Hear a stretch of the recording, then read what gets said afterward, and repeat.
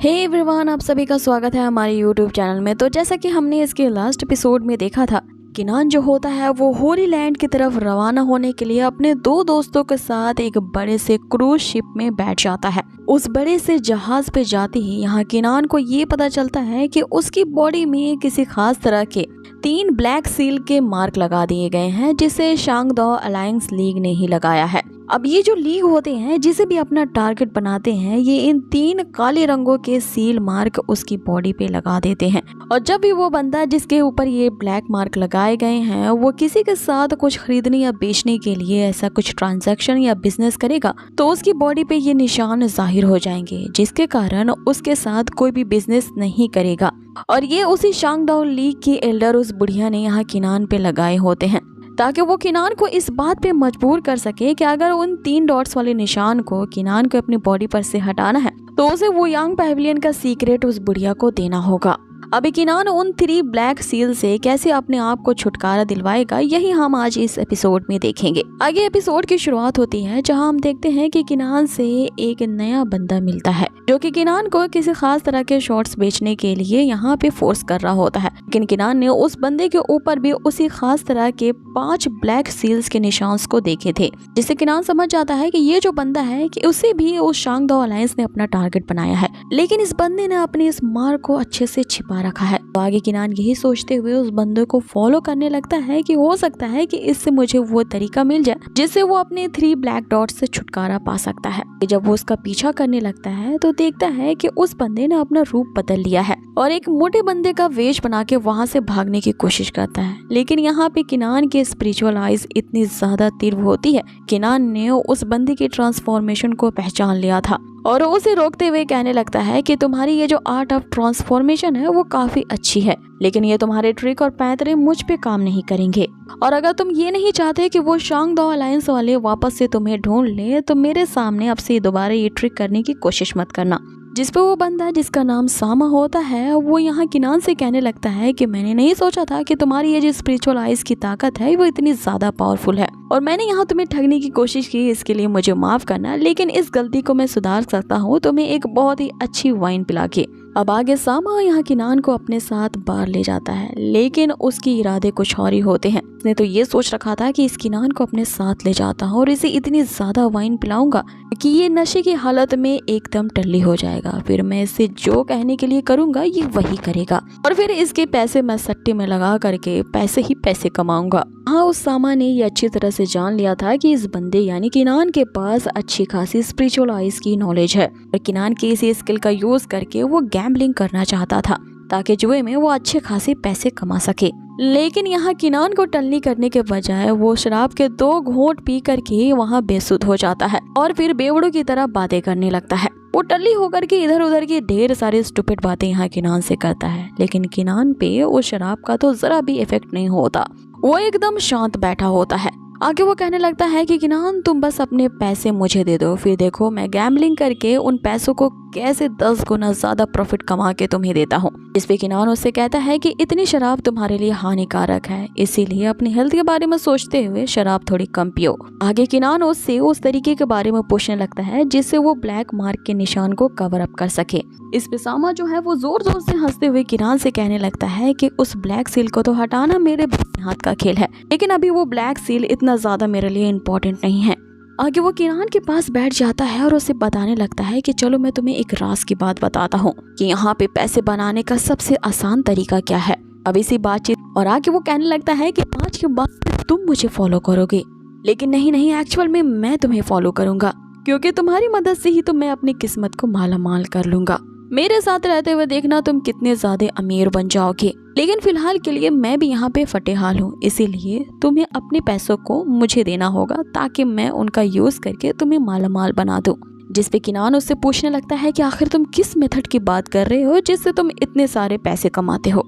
आगे वो इस राज को अपने बता पाता इससे पहले ही कि वो यहाँ बेसुध होके गिर जाता है। आगे जब उसे होश आता है और वो थोड़ा सोबर हो जाता है तो यहाँ किनान को सारी बात बताता है कि इस बड़ी सी शिप पे यहाँ 13 मेन स्ट्रीट्स हैं, एम्बुलेंस में आते हैं, मतलब सभी तरफ उन्हीं का ही पहरा है और उन ब्लैक सील के होते हुए हम उन 3 स्ट्रीट्स पे तो यहाँ बिजनेस नहीं कर सकते क्योंकि कोई भी हमें अलाउ नहीं करेगा। लेकिन इसका एक एक्सेप्शन भी है और वो ये है कि यहाँ पे एक ऐसी स्ट्रीट है जिसे गोल्ड पिकिंग कहते हैं। किसी शांगदाओ वांग नामक बंदे ने उस स्ट्रीट पे एक ऐसे गुआनफांग हॉल को बनाया है जो कि उस अलायंस के अंडर नहीं आता, इसलिए हम वहाँ जाकर के बिजनेस कर सकते हैं।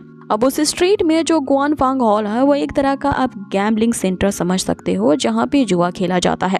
अब आगे यहाँ पर सामा बताता है कि चाहे जितनी भी रात क्यों ना हो जाए, वो जो स्ट्रीट होती है वो हमेशा दिन की ही तरह रोशन होती है। और अगर तुम्हारे पास ऐसी एबिलिटी है जिसका यूज करके तुम वहाँ पे जा करके कितने भी पैसे छाप सकते हो। सभी लोग अपनी एबिलिटी को वहाँ जांच करने के लिए या अपनी किस्मत आजमाने के लिए वहाँ जरूर जाते हैं। अब आगे वे दोनों उसी गैम्बलिंग हाउस के सामने खड़े होते हैं। आगे सामा उस हाउस के अंदर जाने से पहले किनान से कहता है कि इस हाउस में आज जो भी सट्टा लगाया जाएगा तुम्हारी उस आई साइट वाली स्किल पे पूरा भरोसा है और देखिए तुम्हारी पावर क्या कर सकती है, लेकिन पैसा लगाने के बदले में जो भी प्रॉफिट होगा उसे हम 50-50 बांटेंगे। साथ ही उस 3 ब्लैक मार्क को कैसे ब्लॉक किया जाता है इसकी टेक्निक भी मैं तुम्हें बताऊंगा। जिसपे किनान उससे कहता है कि 50% तो बहुत ज्यादा है, मैं तुम्हें सिर्फ 3% ही दूंगा। अब ना चाहते हुए भी सामा यहाँ पे 3% के लिए करते हैं, जहाँ पे एक अच्छी खासी भीड़ होती है और सभी लोग अपनी किस्मत आजमा रहे होते हैं। आगे यहाँ सामा बताता है कि यहाँ पे इस तरह के कई सारे बॉक्सेस रखे गए हैं। अब इन सारे बॉक्सेस में सिर्फ 30 ही ऐसे बॉक्सेस हैं जिनमें 30 पीसेस ऑफ किंगली लेवल के आर्टिफैक्ट फ्रैगमेंट्स रखे गए हैं और अगर इन आर्टिफैक्ट वाले फ्रैगमेंट्स को तुम ढूंढ पाते हो तो उसकी सील अनलॉक हो जाएगी और फिर उसका तुम्हें दुगना पैसा मिलेगा। लेकिन बाकी के दूसरे बॉक्सेस में सिर्फ जंक यानी कि कचड़ा ही भरा है। हर एक बॉक्स की कीमत यहाँ पे 10 टेल्स है। अगर तुमने पहले ही बॉक्स को ओपन करते ही किंग लेवल का फ्रैगमेंट हासिल कर लिया तो तुम्हारे नाम को शॉर्टलिस्ट कर दिया जाएगा और फिर तुम 2nd फ्लोर पे आगे सट्टा लगा सकते हो। और वहाँ पे मौजूद लोग बॉक्सेस खोल रहे होते हैं। किसी के बॉक्स में जंक निकलता है तो किसी के बॉक्स में वही किंग लेवल का फ्रैगमेंट। आगे सामा यहाँ किनान से कहता है, यारो देखिए तुम्हारी स्पिरिचुअल आइज की ताकत यहाँ पे क्या कर सकती है। अब इतने में ही एक बंदा जो होता है उसे फ्रैगमेंट वाला बॉक्स मिल जाता है, जिसे वो सबके सामने शो ऑफ कर रहा होता है कि देखो मैं कितना लकी हूँ। जिसपे बाकी के बंदे उससे कहते हैं कि इसमें लक दिखाने वाली कौन सी बात है, ये सभी बॉक्सेस तो सिर्फ 10 टेल्स में ही आते हैं, कोई भी इन्हें आसानी से खरीद करके इसके अंदर क्या है ये जान सकता है।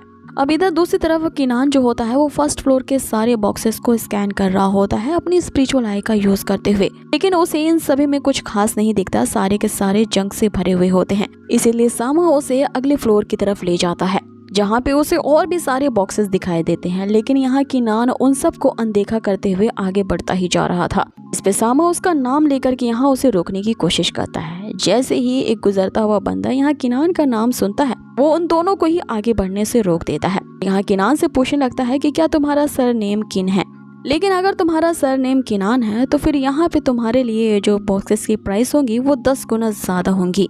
जिस पे सामा उससे कहने लगता है कि ये आखिर कहाँ का न्याय है, किसी के लिए 10 तो किसी के लिए 100। तुम्हें लगता है कि किसी ने कुछ ज्यादा ही छूट दे दी है, इसलिए अपने मालिक को बनाओ, हम उससे बात करना चाहते हैं। जिस पे वो मोटा बंदा उससे कहता है कि मैं ही इस गुआनफांग हॉल का मालिक हूँ और रूल्स के अकॉर्डिंग जिन लोगों का भी सरनेम किन से शुरू होता है उन सभी के लिए यहाँ प्राइसेस 10 गुना ज्यादा लगेंगी। जिसपे किनान यहाँ पे एक्सेप्ट करते हुए उसे कह देता है कि तो फिर ठीक है, जब 10 गुना है तो हम 10 गुना पे करने के लिए तैयार हैं, मुझे बाकी के रूल्स के बारे में बताओ। अब आगे वो बंदा अपने साथ उन्हें चलने को कहता है और रास्ते में वो उन्हें बताता है कि इस हॉल के 2nd फ्लोर पे टोटल 500 बॉक्सेस रखे गए हैं और इनमें से सिर्फ 30 बॉक्सेस में ही वो किंगली लेवल के इंस्ट्रूमेंट फ्रैगमेंट रखे गए हैं जिन्हें इन 500 बॉक्सेस में मिक्स कर दिया गया है। इसके अलावा उन बॉक्सेस में 3 ऐसे पीसेस भी हैं जो कि इंपीरियल लेवल के आर्टिफैक्ट वाले फ्रैगमेंट्स हैं।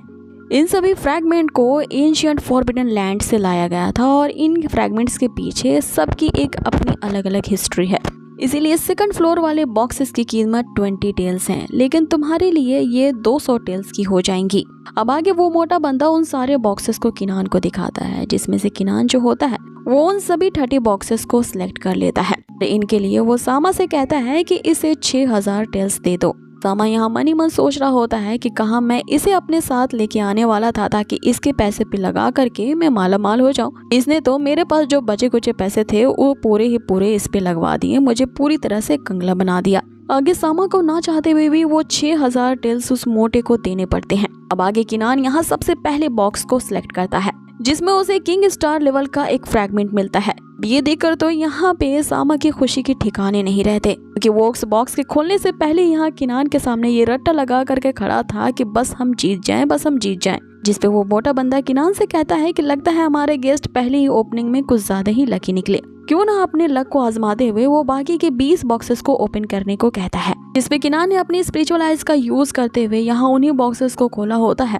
जिसमें किंग स्टार लेवल के फ्रैगमेंट्स होते हैं। वे सारे बॉक्सेस एक ही साथ खुलने के कारण उस फ्लोर पे इतनी ज्यादा रोशनी होती है कि बाकी के लोग भी उस रोशनी को देख करके चौंधिया जाते हैं। सभी लोग ये देखने के लिए कि आखिर इतना ज्यादा लकी कौन है, वो सभी के सभी सेकंड फ्लोर पे पहुंचते हैं। अब जैसे यहाँ सामा की तो लॉटरी लग चुकी होती है और उससे अपनी ये खुशी बर्दाश्त नहीं होती और वो एक्साइटमेंट में यहाँ चिल्ला पड़ता है कि उसने जितने पैसे लगाए थे उससे दुगनी रकम वो हासिल कर चुका है। जिसपे किनान उसे कहता है कि अब इतनी भी जल्दी खुश मत हो, और भी कुछ देखना बाकी है, क्योंकि अभी उसने सिर्फ ऐसे ही बॉक्सेस को ओपन किया था जिसमें एक सिर्फ किंगली स्पिरिट्स फ्रैगमेंट्स थे। अभी तो इंपीरियल लेवल वाले फ्रैगमेंट्स बाकी होते हैं। जिसपे वो मोटा बंदा यहाँ किनान से कहने लगता है कि अब अपने आप को इतना भी एक्स्ट्रा ऑर्डिनरी और लकी मत समझो, क्योंकि इन 500 बॉक्सेस में सिर्फ 3 ही ऐसे पीसेज हैं जो कि इंपीरियल लेवल के फ्रैगमेंट्स हैं, और उन बॉक्सेस पे इस तरह की सील लगी है जिसे तुम अपनी स्पिरिचुअल आइज की मदद से भी उन सील को अनलॉक करते हुए उसके अंदर क्या है ये नहीं देख पाओगे। जिसपे किनान उससे कहता है कि जब ऐसी बात है तो चलो एक शर्त लगाते हैं, और वो शर्त ये होती है कि अगर यहाँ पे किनान ने इंपीरियल स्पिरिट वाले फ्रैगमेंट्स को उन बॉक्सेस में से एक्सपेल कर दिया तो उस दुकान के मालिक उस मोटे बंदे को 3 गुना पे करना पड़ेगा, और अगर किनान उन फ्रैगमेंट्स को ढूंढ निकालने में नाकाम रहा तो उसकी 3 गुना ज्यादा रकम वो एज अ कंपनसेशन उस मोटे को देगा। अब उनकी ये एक तरह की एक्साइटमेंट वाली तो शर्त लग जाती है, लेकिन हम ये देख पाते हैं कि आगे क्या हुआ है इससे पहले ही एपिसोड को फिनिश कर दिया जाता है। सो गाइज, आप लोगों को ये आज का एपिसोड कैसा लगा है हमें कमेंट बॉक्स में जरूर बताएं, और हाँ, अगर वीडियो पसंद आई हो तो प्लीज इसे जरूर लाइक करें, क्योंकि आपका एक लाइक ना हमें बहुत ही ज्यादा सपोर्ट करता है। बहुत ही जल्द मिलते हैं इसके नेक्स्ट अमेजिंग से एपिसोड पे। Till then take care, stay healthy, good bye.